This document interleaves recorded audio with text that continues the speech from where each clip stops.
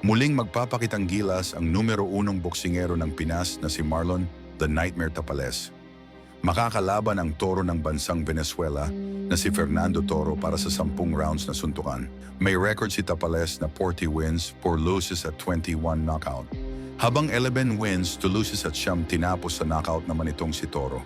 Gagawin ang laban mamaya sa Cubao, Metro Manila. Matapos matalo kay Naoya Inoue ay nagbabalik na triplo ang lakas nitong si Tapales. 3 kalaban agad ang tinalo at 2 pa dito tinapos via KO. Kaya naman marami ang naniniwala na magiging easy fight ulit ni Tapales itong si Toro. Di naabot sa kamay ng mga hurado. Bago ang laban ay balikan muna natin ang huling laban ni Tapales na kung saan knockout artist ang kanyang nakalaban.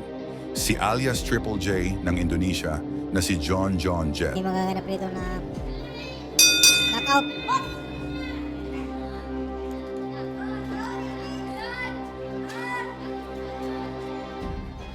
Sulit yung katawan ng laban ni The Nightmare.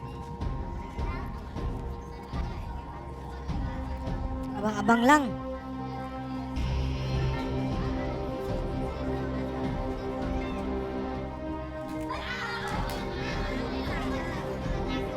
Big coming from Marlon Tapales right now. So start the round 1 of Marlon Tapales versus John Jet.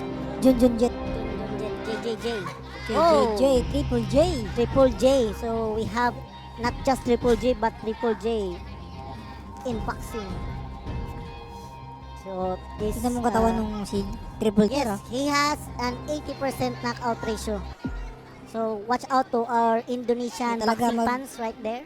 Sobrang kumpensa eh. Okay. So very good first round. They are measuring their distance. Bang. Oh, very Good body good shot body coming shot by from Marlon Tapales right there. Marlon Oh! Nice! Wow, what a shot my by Marlon goodness. Tapales that knocked his opponent on the rope. This weight, Oh, matibay din, partner. yes. Tignan mo naman yung katawan. Very solid and it's like a stone body. Yes. John Jet, Triple J. Triple J. Good straight coming Short from Marlon Tapales. while Triple J is wearing a white with multicolor black trunks. Okay. Also, Marlon Tapales is wearing a fuego. Oh! Very slick by Marlon Tapales. But he Bilis must ng not counter. confiance with the power and the size of his opponent.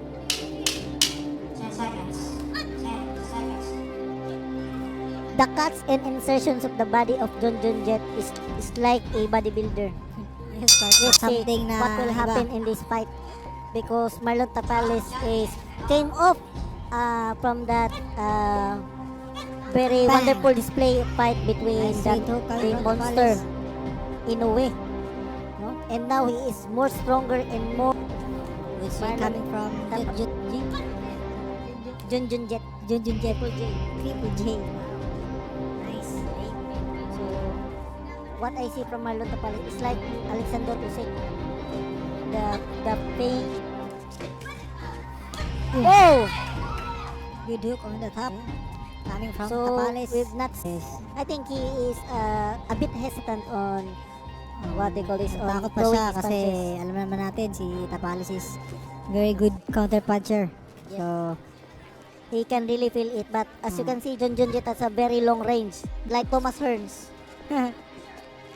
That kind of fighter. Okay, so shout out from Indonesia right there. bang, bang, bang.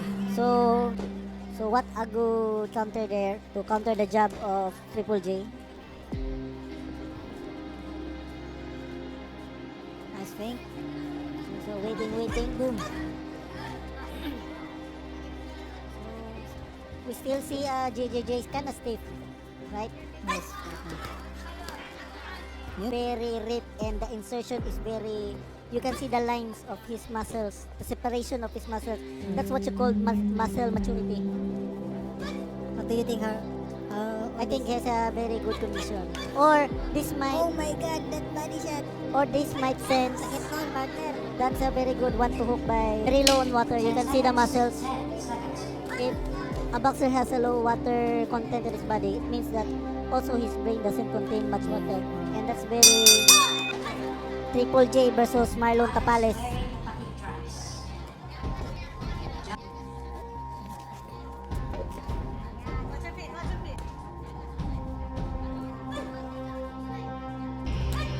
Whoa! Very good. Wow! Nice. Nice hook. Up and down combination by Marlon Nag-iisipit Tapales. pa rin si John John Yes, Jet, no? that's a very correct word. We can see here in the ringside that John John Jet is kind of hesitant to throw some punches. And when he is hit by, he can feel the swiftness, the timing, and the power of Marlon. Wow! Just like that! That overcommit, John John Jet just overcommits, then Marlon Tapales made him pay. Yes. I think the body of Triple J is really that very hard. Very hard. Oh, that's, I think Triple J is losing up. He's a heavy puncher. Very good. What a very good evasion by Marlon Tapales.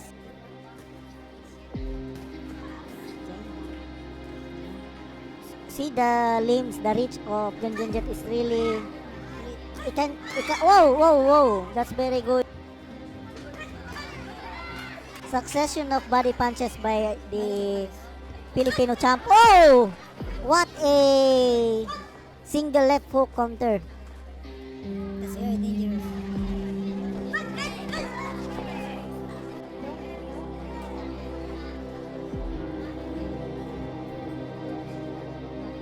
Ano? Dugo? Dugo na, partner. Ay, oh. Now, there is a visible bleeding in the mouth of Triple J. Nose. There is Paulo Sulud. Pauka Sports. Oh! It just stopped, my friends! He stopped the fight because of the nose bleeding. The fight was stopped because of the nose bleeding by the commentator.